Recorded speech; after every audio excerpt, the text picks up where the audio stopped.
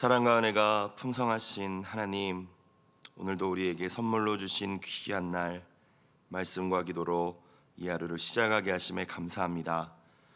혼미하고 답답한 이 시대 속에서 우리 인생의 등불 되시는 하나님의 말씀만을 굳게 붙들게 하시고, 이 한 날도 그 말씀의 인도하심을 따라 순종하며 승리하게 하여 주옵소서. 우리의 생명 되시는 예수 그리스도의 이름으로 기도드리옵나이다. 아멘.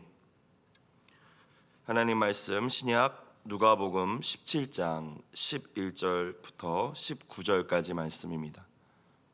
누가복음 17장 11절부터 19절까지 말씀 합독하시겠습니다. 예수께서 예루살렘으로 가실 때 사마리아와 갈릴리 사이로 지나가시다가 한 마을에 들어가시니 나병 환자 10명이 예수를 만나 멀리 서서 소리를 높여 이르되 예수 선생님이여 우리를 불쌍히 여기소서 하거늘 보시고 이르시되 가서 제사장들에게 너희 몸을 보이라 하셨더니 그들이 가다가 깨끗함을 받은지라. 그 중에 한 사람이 자기가 나은 것을 보고 큰 소리로 하나님께 영광을 돌리며 돌아와 예수의 발 아래 엎드려 감사하니 그는 사마리아 사람이라. 예수께서 대답하여 이르시되 10사람이 다 깨끗함을 받지 아니하였느냐? 그 9은 어디 있느냐? 이 이방인 외에는 하나님께 영광을 돌리러 돌아온 자가 없느냐 하시고 그에게 이르시되 일어나 가라 내 믿음이 너를 구원하였느니라 하시더라. 아멘. 하나님의 위로하심과 풍성한 은혜가 이 새벽 사모하는 마음으로 이 자리에 나오신 여러분 가운데, 또 방송을 통하여서 말씀을 듣는 모든 분들 가운데 함께 하시길 주의 이름으로 축원합니다. 11절부터 다시 오늘 본문 말씀을 살펴보겠습니다. 예수께서 예루살렘으로 가실 때 사마리아와 갈릴리 사이로 지나가시다가, 오늘 말씀 이렇게 시작하고 있죠. 예수님 시대 이스라엘의 어떤 지형을 생각해 보면 북부는 갈릴리 호수를 중심으로 한 갈릴리 지역이었고, 그 밑으로는 사마리아, 그 밑에 남부로 이제 예루살렘, 또 베들레헴, 이스라엘의 주요 도시들이 있었던 유대 지역이 있었습니다. 예수님의 주요 사역의 무대는 유대 지역이 아니라 이 북부 갈릴리 지역이었죠. 그리고 오늘 본문에 나타나 있듯이 갈릴리 지역에서 주 사역을 하시던 예수님께서 오늘 예루살렘을 향하여 나아가고 계십니다. 먼저 우리가 생각할 것은 예수님께서 왜 예루살렘을 향하여 지금 가고 계신 것일까? 유대인의 명절을 단순히 지키기 위함이었을까? 아니면 그 시대에 많은 이스라엘 청년들이 그러했던 것처럼 우리나라도 성공하려면 과거에 서울로 가라 이런 이야기들이 있지 않았습니까? 그래서 성공하고 출세하시려고 예루살렘 가시는 것일까? 당시 예수님을 따르던 이들이 기대했던 것처럼 어떤 정치적인 혁명을 일으키기 위해서, 나라를 뒤바꾸기 위해서 지금 예루살렘을 가시는 것일까? 우리는 다 아니라는 것을 알고 있지 않습니까? 예수님께서 자신의 생명까지 내어주심으로 저와 여러분과 온 인류를 살리시기 위해서 지금 죽기 위하여 예루살렘을 향하여 가고 계시는 줄로 믿습니다. 십자가를 통한 그 사랑의 혁명을 완성해 내시기 위해서 지금 그 길을 걸어가고 계시는 것이죠. 그런데 우리가 생각할 것은 그 십자가의 길을 가시면서까지도 예수님의 유일한 관심은 영혼을 살리는 데 있었다는 거예요. 병들고 아픈 자들, 또 소망을 잃어버린 자들을 건져내는 것에 예수님의 관심이 있었다는 것입니다. 그래서 갈릴리 지역이 주 예수님의 사역 무대라고 말씀을 드렸죠. 사마리아를 지나 이제 유대 지역을 가야 되는데 이렇게 돌아가는 길들도 있었고 당시에 수많은 루트가 있었다고 하는데, 오늘 11절에 굳이 사마리아와 갈릴리 사이, 사마리아와 갈릴리 접경 지역의 길을 선택하셔서 지나가셨다라고 기록되어 있습니다. 이 길이 정확히 어디를 의미하는지는 우리는 알 수 없지만, 갈릴리 지역이라고 하면 유대 중심 지역은 아니었어요. 수많은 이방인들이 섞여 살던 지역이었고, 사마리아 지역은 많이 들어보시지 않았습니까? 순수 유대인의 혈통을 지키지 못했다는 이유로 유대인들에게 배척당하고 또 조롱당하던 그런 사마리아인들이 모여 살던 지역이 사마리아 지역입니다. 그런데 예수님께서 갈릴리 지역과 사마리아 지역, 그 경계 지역, 그 사이의 길로 걸어가고 계세요. 그리고 단순히 지나가시는 것이 아니라 그 경계가 모호한 접경지대에 이방인과 사마리아인뿐만이 아니라 사회적으로 종교적으로까지 배척받고 격리되었던 나병 환자들, 문둥병, 한센병 환자들의 마을이 있었던 것 같은데 예수님께서 그 마을에 들어가십니다. 12절 13절 말씀을 봅시다. 사마리아와 갈릴리 사이로 지나가시다가 12절 한 마을에 들어가시니 나병 환자 10명이 예수를 만나 멀리 서서 소리를 높여 이르되 예수 선생님 우리를 불쌍히 여기소서. 여러분, 언제나 은혜가 먼저인 줄로 믿습니다. 나병 환자들이 예수님을 찾아온 것이 아니었습니다. 예수님께서 십자가를 지러 예루살렘을 향해 가는 그 길에서 그들을 찾아가셨어요. 부정한 자들로 여겨진 그들은 정상인들에게 다가갈 수 없었죠. 그래서 예수님께서 자신들에게 오셨다는 것을 알았고 예수님 알아보았지만 13절의 말씀처럼 멀리 서서 소리 높여서 그저 외칠 수밖에 없었습니다. 예수님께서 갈릴리와 사마리아 접경지대에 있는 이 마을에 들어가신 이유, 저들을 구원하시기 위함이었는 줄로 믿습니다. 저들이 그럴 만한 자격이 있겠습니까? 아니죠. 그저 은혜입니다.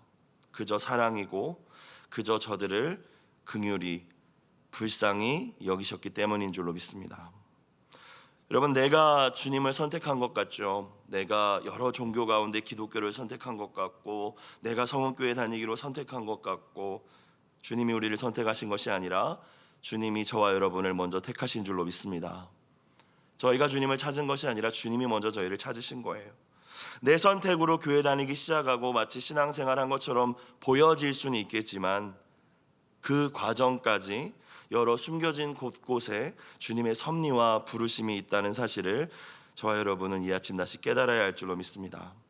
우리가 먼저 주님을 사랑한 것이 아니라 아무 자격 없는 나병 환자 같은 그저 지나가셔도 되는 그곳에 주님이 우리를 찾아오셨고 귀한 은혜를 베풀어 주신 줄로 믿습니다.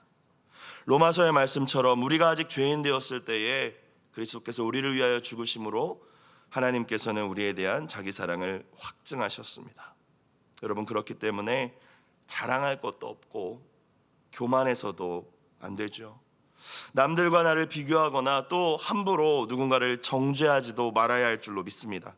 주님 은혜가 아니라면, 주님이 사마리아 갈릴리 사이에 그 마을에 오시지 않았다면 저와 여러분 모두 영적 나병 환자의 신세에서 결코 벗어나지 못했을 거예요. 사마리아와 이방인들과 같이 유대인들이 생각했던 것과 같이 우리가 구원받을 수 있는 방법과 길은 없었을 것입니다. 사순절 기간을 지내고 있는데 무엇보다도 이 주님의 선행하시는 깊은 은혜와 긍휼을 묵상할 수 있는 저와 여러분이 되길 주의 이름으로 축복합니다. 오늘 말씀을 통하여서 또한 우리는 그럼 주님 앞에서, 우리에게 그렇게 먼저 은혜를 베풀어 주신 주님 앞에서 우리가 어떤 믿음의 자세를 가져야 할까를 좀 생각해 볼 수 있을 것 같습니다. 19절 말씀을 보시면 예수님께서는 그 고침받고 돌아온 사마리아인 한 사람에게 이렇게 말씀하시죠. 그에게 이르시되 일어나 가라, 너의 믿음이 너를 구원하였느니라. 예수님께서 인정하는 이 믿음에 대해서 생각해 보아야 하는 말씀이라는 것입니다. 지옥에서 천국으로 옮겨지는 구원뿐만이 아니라 우리 앞에 있는 절망적인 문제에서 건짐을 받는 것 역시 구원이죠. 현재적 구원이라고 하죠. 그리고 궁극적으로 그리스도의 성품을 닮아가 완전에 이르는 미래적인 구원도 있습니다. 이 모든 구원의 역사가 오직 믿음을 통해서만 이루어진다. 그럼 어떤 믿음을 통하여서 우리는 이 구원에 동참할 수 있겠는가? 첫 번째는 주님 앞에 내 문제를 내려놓는 믿음이죠. 어떻게 보면 아주 기초적인 믿음입니다. 12절 13절 말씀 다시 봅시다. 한 마을에 들어가시니 나병 환자 10명이 예수를 만나 멀리 서서 소리를 높여 이르되 예수 선생님이여 우리를 불쌍히 여기소서 하거늘. 나병 환자들이 예수님을 알아보았죠. 아마 소문을 들었을 거예요. 시대적인 배경이 예수님이 공생애를 하신 지 한 3년 정도 됐기 때문에 아마 유대 전 지역에 예수님 나병 환자도 고치셨었대, 죽은 자도 살리셨었대, 이미 그 소문을 들었을 것입니다. 그래서 그 소문을 듣고 그들 가운데 믿음이 생겼어요. 소망이 생겼습니다. 내가 나병으로 평생 고생하고 있지만 예수님이 오셨으니까 이제 내가 나을 수 있겠다. 예수님 나를 고쳐주실 수 있겠다. 믿음이 생겼죠. 그런데 내가 뭘 할 수 있겠어? 포기했습니까? 여러분, 진짜 믿음은 액션으로, 행동으로 이어지는데 가장 먼저 해야 될 행동이 무엇입니까? 저들이 어떻게 했나요? 소리를 높여 이르되 예수 선생님이여 우리를 불쌍히 여기소서. 불을 지졌다라는 것이죠. 기도했다는 거예요. 요청했다는 것입니다. 나 좀 고쳐주세요. 여러분, 진짜 믿음은 결코 우리를 잠잠케 하지 않는 줄로 믿습니다. 반드시 행동으로 나타나는데 그 첫 번째 행동은 우리가 너무나도 잘 알고 있듯이 기도죠. 야고보서의 기자는 행함이 없는 믿음을 죽은 믿음이라고까지 표현했죠. 여러분, 모두가 문제 앞에서 기도하는 것은 아닌 것 같습니다. 목사님도 계속 기도를 강조하시고 기도가 생명이라는 거 다 우리가 머리로 알지만 진짜 기도하는 사람은 많지 않은 것 같아요. 어려운 일 만나면 다 기도하는가? 그것도 또 아닌 것 같아요. 자기 나름대로의 방법을 모색하느냐고 바쁩니다. 안 되면 절망하죠. 포기합니다. 극단적인 선택을 하는 사람들도 이 시대에 얼마나 많이 있습니까? 여러분, 믿음이란 무엇이겠습니까? 여러 가지로 정의가 가능하겠지만 오늘 본문을 통하여 우리가 첫 번째로 생각해 볼 수 있는 것은 주님 앞에 나의 문제와 나의 모든 사정을 내려놓는 것, 맡기는 것이 믿음인 줄로 믿습니다. 나를 주님이 돌봐주실 것을 믿기에, 주님이라면 나는 어떻게 할 수 없지만 주님은 해결해 주실 수 있음을 믿기에 내가 그것을 더 이상 쥐지 않고 맡겨드리는 것이죠. 베드로전서 5장 7절 말씀에 너희 염려를 다 주께 맡기라 이는 그가 너희를 돌보심이라, 맡기라 말씀하십니다. 근데 뭘 통해서 맡깁니까? 맡겨야지 그렇게 맡겨지는 게 아니죠. 기도를 통하여서 맡기는 줄로 믿습니다. 13절 오늘 말씀처럼 소리 높여 이르되 예수 선생님이여 우리를 불쌍히 여기소서. 이 나병 때문에 내가 괴로운데 주님께 맡겨드리기 원합니다. 예레미야 33장 3절 말씀, 너는 내게 부르짖으라 내게 너에게 응답하겠고 네가 알지 못하는 크고 은밀한 일을 너에게 보이리라. 이 시대 많은 교회와 성도들이 기도해야겠다는 생각은 하고 있습니다. 사실 마귀도 이제 여기까지는 별로 긴장하지 않는 것 같아요. 수많은 설교와 책을 읽으면서 기도해야지까지는 생각한다는 거예요. 그런데 진짜 기도하는 사람은 참 드문 것 같습니다. 우리 아버지 세대 그리고 지금 세대를 비교해 봤을 때 지금 세대, 저의 세대는 참 여러 가지가 넘쳐나는 시대인 것 같습니다. 어디를 핸드폰이든 TV든 틀기만 하면 좋은 설교 들을 수 있고요, 내 귀에 달콤한 이야기 들을 수 있고요, 수많은 영상들, 신학과 사역에 대한 이론들이 넘쳐납니다. 그런데 정작 가장 중요한 믿음의 기도가 너무나도 부족한 시대이지 않습니까? 여러분, 초대교회에는 돈도 없었고 그들은 건물도 세우지 않았지만 믿음의 기도를 통하여서 그 시대에 땅이 진동했다라고 하는데, 오늘날에는 땅과 건물을 살 돈이 우리 안에 너무 많아서 그런지 그러한 기도가 사라진 시대이지 않습니까? 물론 문제 앞에서만 기도하는 신앙이라는 것이 우리의 궁극적인 목표가 돼서는 안 될 것입니다. 하지만 문제 앞에서도 내 문제도 맡기지 못하고 기도하지 못한다면 어떻게 그 신앙을 믿음이라고 우리가 부를 수 있겠습니까? 이유를 다 알 수는 없지만 하나님께서 나에게 무언가 문제와 고난과 시험을 허락하셨다면 그 이유를 분석해내고 어떻게 이걸 인간적으로 세상적으로 해결할까 찾기에 앞서서 부르짖어 기도할 수 있는 저와 여러분이 되시기를 주의 이름으로 축원합니다. 그것이 언제나 우리가 평생 동안 주님 앞에 가져야 할 아주 기초적인 믿음의 태도라는 것입니다. 나아가서 두 번째, 우리가 어떤 믿음의 자세를 가져야겠습니까? 말씀에 순종하는 믿음의 자세를 가져야 할 줄로 믿습니다. 14절 말씀, 보시고 이르시되 가서 제사장들에게 너희 몸을 보이라 하셨더니 그들이 가다가 깨끗함을 받은지라. 저들이 부르짖으니까 예수님이 오셨죠. 응답하셨습니다. 여러분, 주님은 반드시 우리의 기도에 응답해 주시는 분인 줄로 믿습니다. 14절을 보니까 예수님이 보시고 이르시되라고 되어 있어요. 그래서 보시고, 예수님이 그들을 보셨습니다. 멀리 지금 떨어져서 저들이 예수님을 불렀어요. 그 멀리 떨어져서 저들을 봤다라는 의미가 아닙니다. 대충 훑어보았다라는 의미가 아니라 저들은 나병이 있기 때문에, 환자이기 때문에 멀리 서서 외쳤지만 주님은 저들에게 가까이 다가오셔서 그들을 하나하나 자세히 살펴보셨다라는 의미입니다. 부정한 가운데서도 가장 부정하게 여겨진 그 나병 환자들에게 다가오셨죠. 사랑과 긍휼의 눈으로 그들을 돌아보셨습니다.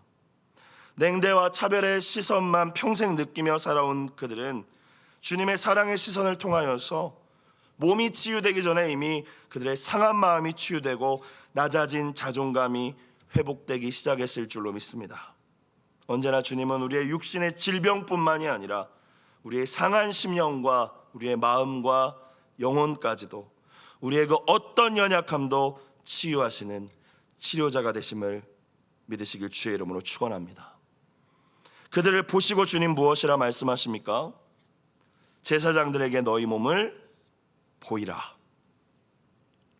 손을 대고 고쳐주시거나 어떻게 하면 고침받을 수 있다, 이런 말씀을 하시지 않고 제사장들에게 가라, 너희 몸 보여주라, 다소 이해되지 않는 말씀을 주십니다. 나병이 다 나았을 때 그것을 검증하기 위해서 격리되어 살던 그들이 다시 공동체 내로 들어오기 위해서 제사장에게 검사 맡아야 했는데, 여전히 썩어가고 있고 내 손가락 잘려 있고 여전히 악취가 나는 그대로 나병 환자의 모습인데 너희 몸을 제사장에게 가서 보이래요. 평범한 사람들에게도 가까이 다가갈 수 없는 나병 환자들에게 예수님께서 이 말씀을 하셨습니다. 아무리 생각해도 이해되지 않죠. 고쳐주시고 제사장에게 이제 가, 행복하게 살아라 라고 말씀하셔야 되는 거 아니겠습니까?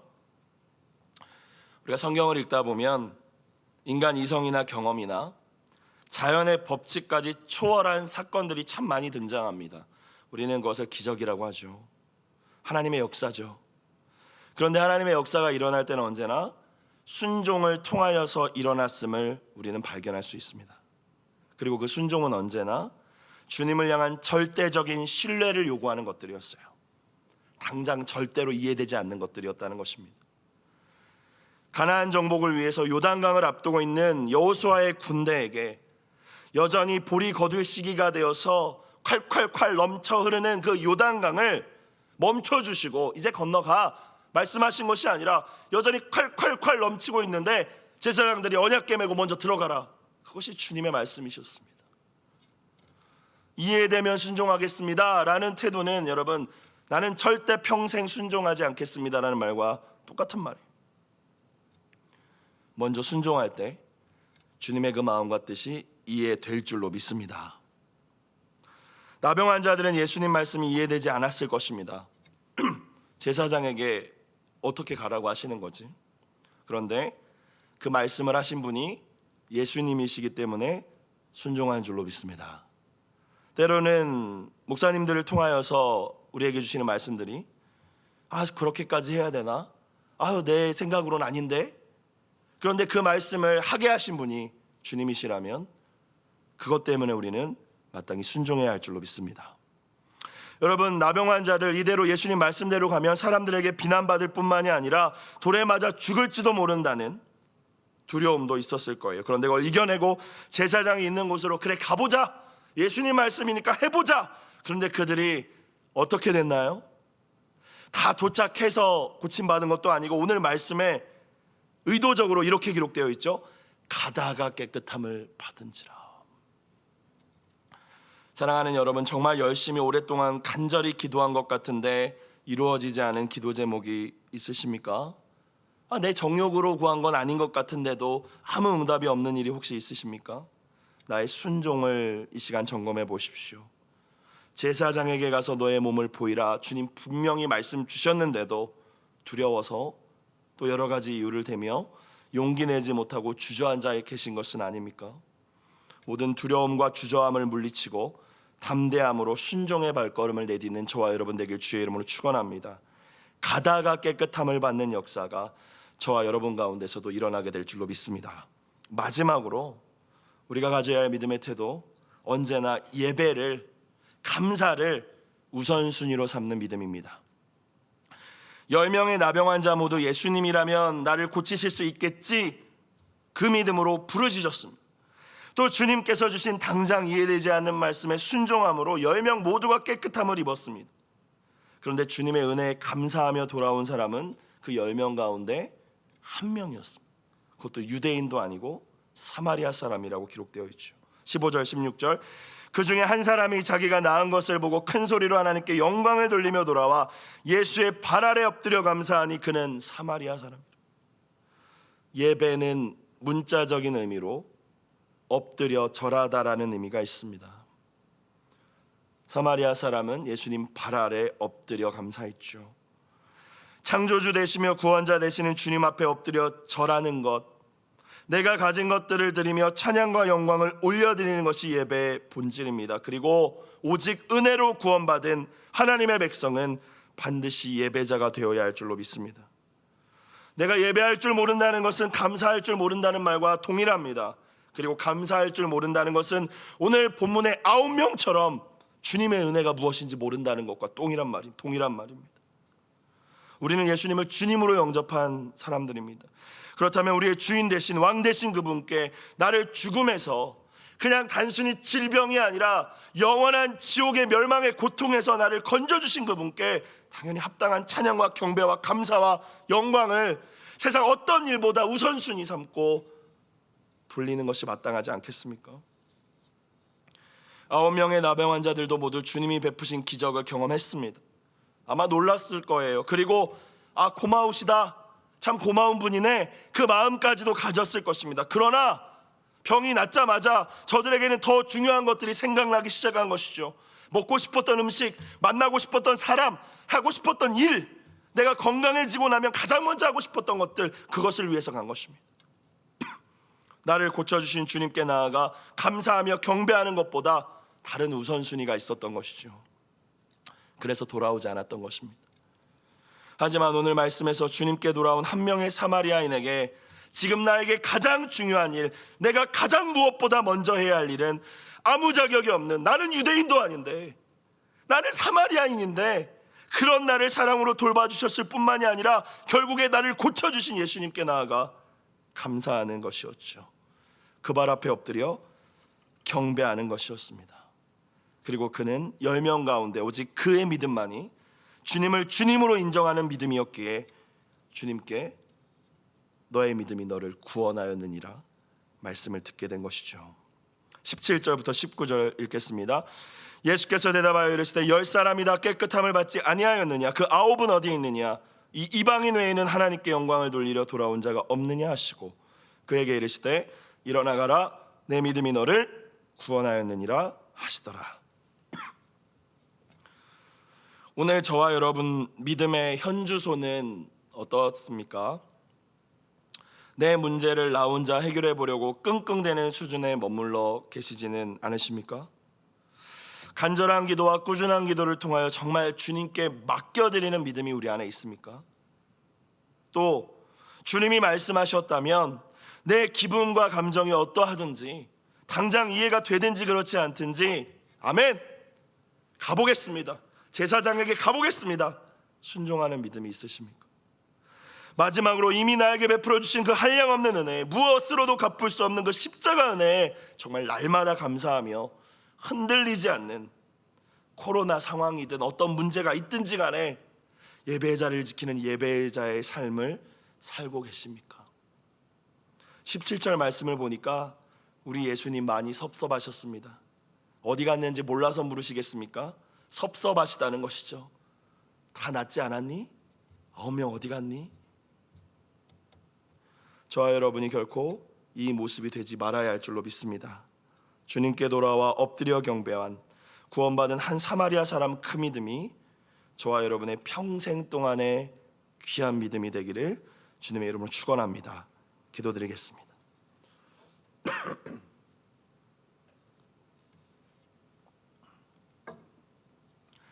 사랑과 은혜가 풍성하신 하나님 아버지, 아무 자격 없는 저희를 먼저 찾아오셔서 은혜 베풀어 주시고 도저히 고칠 수 없는 죄의 질병, 영혼의 나병에서 건져주심에 감사드립니다.